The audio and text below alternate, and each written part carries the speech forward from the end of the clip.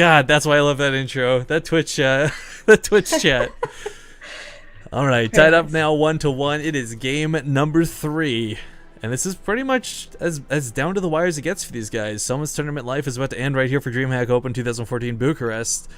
And someone's going to go on to Group Stage 3 where they'll fight for the hardest group stage possible with so many good players advancing so far. Who is going to join them? Spawning in the top right corner of the map from Vega Squadron, the light blue Zerg, Revolver. And in the bottom left from XMG once again, evening it up in the last game, it's Lilbow. And of course, it's kind of a bit of an awkward cast here between me, Zombie Grub, and Zeph, but I think we're keeping it real. We've got this nailed down pretty good so far. I'm really glad you could come join us. Again, just a small shout out to Zeph, guys. She doesn't get to cast as much as she used to, because she's got, you know, real life and growing up and being an adult and things, but it's nice that she was able to find some time to cast a couple matches here in DreamHack with us. Ew. Yeah, time zones suck. That's the main moral of the story. I hate, by the way, I'm just going to throw this out there, and I'm going to, like, link him to the VOD for when I say this. Freaking Maynard still hasn't cashed with me yet, but, like, you know, Zeph's done 2 dream hacks. I'm just saying, you know, whatever. Dude, I think you've said that, like, 3 times now, and you're like, I'm linking into the VOD. This guy's going to know about it. I don't know. I love Maynard. What can I say? There's not a lot of guy casters where you're like, that dude is awesome. But those dreadlocks, man, they really rope you in. Yeah, well, I mean, he's really, really busy IRL at the moment. He's gonna cast. I was gonna get him to cast with me tomorrow for something ACL qualifies, I think, but unfortunately, IRL is kind of ruining everyone at the moment. So I can't get my dose of Maynard. Sad times, but it's cool. It's cool. We've got DreamHack going on. Lilbow's gonna get a nice free base here. One of the biggest strengths to Alter Zim is this one ramp. We kind of joked about force fields in the last game, guys. We got it out of our systems, but if there was one map where this is a little bit broken, so to speak, it's the fact that you're going to cover your natural base for a long time with just 1 sentry. So I don't know if Lilbow's going to plan to play around 2 bases or not, but the nice thing is just kind of knowing in the back of your mind, you don't have to worry about a Ling all-in ending your day. You don't have to worry about that 13 pool, even though it's the 4-player spawn map, because A, the map's so big, and B, you just guard that 1 ramp. Yeah, pretty much. So yeah, we should have a pretty slow early game considering how safe it is to expand here. Thinking about game 1 when he went for that Stargate opener with a +1, I've actually seen some pretty crazy Sky Toss play on this map. So it'd be cool if he tried something up that early again, just because Sky Toss is such a weird style to me, but I don't know. He could pretty much do anything at this point. I guess he'd probably play macro again though, because I mean, like Zombie Grub mentioned earlier, when Revolver goes for that later game, he tends to go for meters, and Lilbow does really well against that.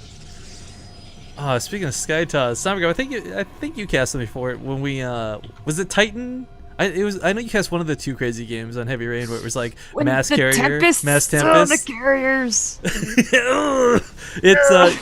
It's Alter Zim's a map where we've seen that happen too, but as silly as it sounds, Mass Tempest and Mass Carriers is this weird strategy that kind of came out of the woodworks, I'd say about 3 months ago. Not that it was fresh and brand new, but we saw Stardust use it, we saw Titan use it, we saw a lot of Protoss players using it, and it was working, which was what was so weird, because I think for the longest time we joked about how bad Air Toss could be unless you get like, you know, this perfect composition, but never did that composition ever really involve carriers. But now more than ever, with Hydrals being buffed the way they are, we're probably not going to see that again for a long time, sadly. It's a tricky style to pull off. It's really cool when it does happen, though. I mean, not cool for the person playing against it, because you feel really hopeless. But generally, it's always a treat to see carriers come out here. Ooh, a bunch more gates coming down. Alright, so that's not 3 more, that's not 4 more, that's going to be 5 more. 6 gates in total, 7 gates in total. And that's how you know it's the difference of an all-in versus a poke. Yeah, this is going to be pretty serious. There's not really anything out on the map to spot for the probe either, so he's definitely going to get those pylons down, I would say. And this is going to be really scary. He has no idea. He doesn't even have an overlord near this base to sacrifice it in, so he's going to have to see it coming across the map. He's trying to drone scout. What? Well, so far this just looks like... Who follows up a drone scout with another drone scout? What just happened there? I guess. Alright, if he had gotten a real scout, that would have been cool. But unfortunately, what he sees is like that typical pressure poke that Stalker Zealot Mothership cores, that game ending normally. He does have roaches already on the way, which is nice. So he didn't skimp out on this. But his third base is going to be in for some trouble, that's for sure. Yeah, he's got a good game sense here going. Okay, gonna need a few units here, but his speed's only just starting. That's gonna kind of hurt here. There's gonna be so many units out for this. He's making a spine, which is gonna help out too, but I feel like this is just gonna be so strong from Lilbow. This is what we saw the last time we casted Alderzine, like what, 2 days ago? Came down to the wire, just all in, that relentless all in that you have to try and hold. There's only one spine crawler this time though. I can't remember who the player was last time, but they had about 3 or 4, which was really nice. Mini-math, by the way. Yeah, oh, there we go. Yeah. Mini-math is a boss in those qualifiers. Spine crawler gets focused down pretty darn quick here. Unfortunately, kind of forced to make a choice. Like, do you just waste every unit not knowing if you can hold this, or do you sack your third and just hold up in the natural? And I think that may be his better course of action for the time being, because this is an all-in out of Lilbow, to say the least. He might not have scouted the 7 gates, but after you see an army of this size, you kind of have to guess, okay, that was 7 gates. Well, now he has his link speed at least, and he's got a fair amount of roaches as well. This might be the point where he can force Lilbow to back up a little bit. Shame he had to lose the third, but this is a strong push. It's not entirely surprising that he managed to snipe that. Whoa. He did very well. Duo Roachmorin. Uh, New build. What up? Okay. Speed. Tunneling claws and glial reconstitution. He doesn't even have a lair to throw on a Hydrosen on accident. I don't know. You see 2 Hydralisk Dens. Those are actually like legit viable builds. 2 Roachmorins. What are you doing? 2 more Roachmorins? Okay, Yeah. you know what I think it is? I think he's just worried it's gonna get sniped. Maybe this has to be the idea. The biggest No, I think it's either he's really scared of it getting sniped, which he shouldn't be, or it's just the craziest misclick ever. Looks like that was a misclick. Yeah. Okay. I'm gonna give him the benefit of the doubt. Okay, there we go. He does actually See, unless he tries to make a third one again. I thought he cancelled it, but no. Okay, I'm gonna give him the benefit of the doubt and say that he's actually gonna go for some sort of like burrow move dealio. Because I guess maybe one thing he could be thinking is, there's the burrow. I'm gonna be stuck in this base forever. Yep. Because he can just force field him infinitely, so he's got to do something about it. Yeah, this is kind of what I was going to talk about before too. Like with the double Hydralisk builds, a lot of times you do this for very specific situations, not because you're planning towards the one generic goal. Because again, the ramp we talked about before, while it can be used defensively, offensively, it keeps him in the space for a long time. If he burrows underneath it, tries to break out, gets on top of the sentries before there's any form of detection out, this army suddenly is in a bit of trouble. And let's not forget the insane amount of extra HP regeneration that they get from those tunneling claws. Oh my God, are they going to heal up quick? Yeah, okay, he's definitely going for this. This is kind of cool, actually. Not something you see every day, that's for sure. Oh, but there's an observer on the way. There might not be one yet, but he's on a bit of a clock. I don't know his tunneling claws will finish beforehand. Well, how far along is that? Oh. I think he kind of sneaks up, but the thing is, even it's not about the sneak attack element. It's just the fact that you need a way past that force field, and unless you're gonna rush a hive for an Ultralisk, which is never favorable, let's be honest, this is the only real viable option he has at the time. So yeah, well, he's seen it now anyway. He's actually gonna let him out of there, so all in all, doesn't even need it in the end. Yeah, but he can go for an attack now, and even if he does try and force field him back, 'cause he only has 3 sentries, bear in mind. He's got to be careful though, getting really greedy here with these Zerglings. Can't engage on the Zealots with them, sadly. Well, he might want to go for the recall there. Does get on out, heading back into the main. He's got a third base up. We could be seeing a denial from the Zergia. Yeah, that's his lead behind this, because drones were cut, a third hatchery was knocked down. For Lilbow, he's kind of predicted the way it's been going for his opponent, and rightfully so. A couple more force fields are going to free up these stalkers from the lings.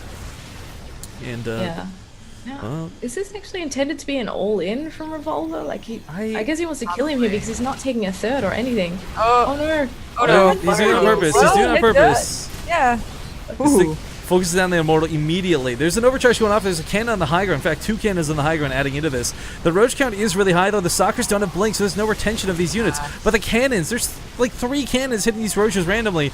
Unfortunately, that's just going to be the little bit of extra DPS he needs. 1 overcharge alone wouldn't have stopped this attack. Oh, he's doing all right for himself so far, making a bunch more roaches, but they're taking so long to get across the map. I mean, there's not really any creep spread to help him out, of course. He did manage to get a fair few of those money units, but he's just not going to be able to end him here. So I feel like he maybe needs to just keep pressuring and try and take a third behind this. At this point, he's all in. Like, it's too late to fall back and take a third unless he can knock down his opponent's third. Because let's be honest, as a Zerg player, you can't play from behind like this, especially without upgrades. I mean, if he really wants to try, he can. Well, it is his last hope. So that would be the only reason you might want to try that. But it's so many dire, especially with 2 immortals in here. They're tucked away so nicely as well. I mean, the cannons are a great move, and these were done, I think, responsive to seeing the Roach Burrow earlier. But like, it's just so absurd seeing this many cannons. Because if the Roaches fight where they did again, that's 1, 2, 3 cannons plus an overcharge going off on them. He's going to try and macro out of this. I think if he's going to do this, he needs to double expand. Like, just taking that third will not be enough.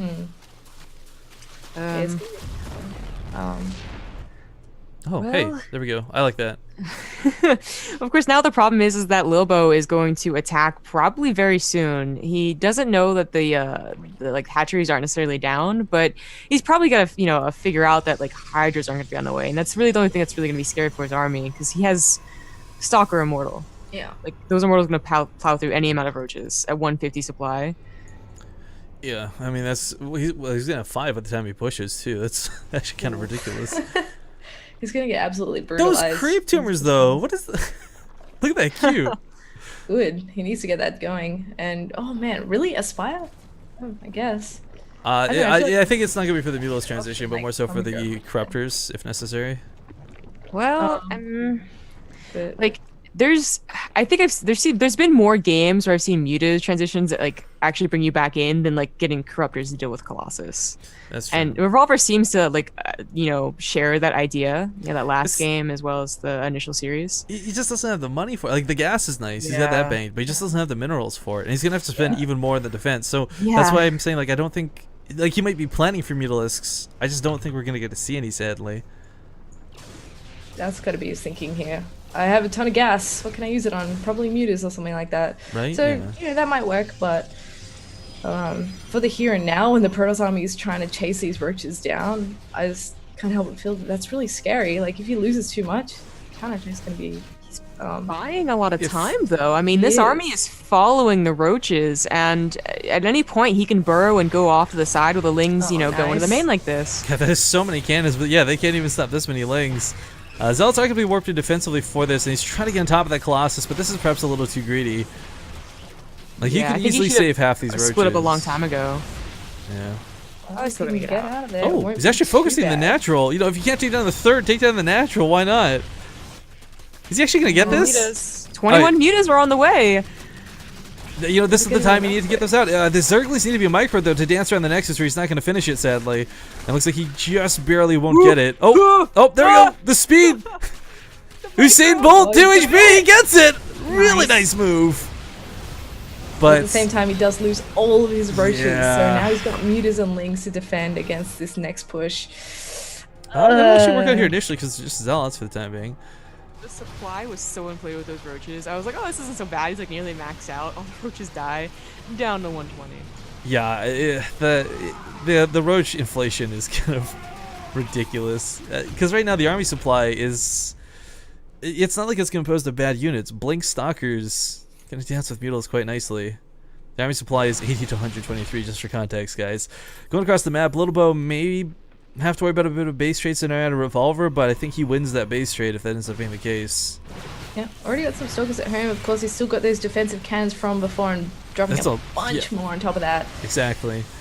Blink Stalkers don't even need the cannon help, though. Look at them just driving these back.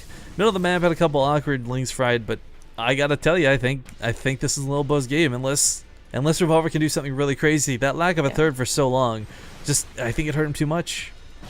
Yeah, he does have 4 bases, but unfortunately he just doesn't have the units he needs on the ground to help support his mutas. That said, though, he could still start picking off bits and pieces. I think now would have been the best chance with the armies kind of looking a bit scrappy heading across the map. But no, he's going to go for the full base trade by the looks of it. Let's see if he's actually able to get this done. There's no way he wins this. He can't win. Yeah. Like, even if, let's say the Mutalisk count was doubled, their damage isn't good enough to outdeal The damage of that of Immortal, some Blink Stalkers getting on top of armored buildings, tearing down hatcheries like nobody's business. He's forgotten that he has Burrow. Okay. I was gonna say he's like running away. I guess the Observer was kind of nearby, worried about that. Zealot's even dealing with these pretty nicely. He's just running past with the Lings. He could easily clean this up. There we go.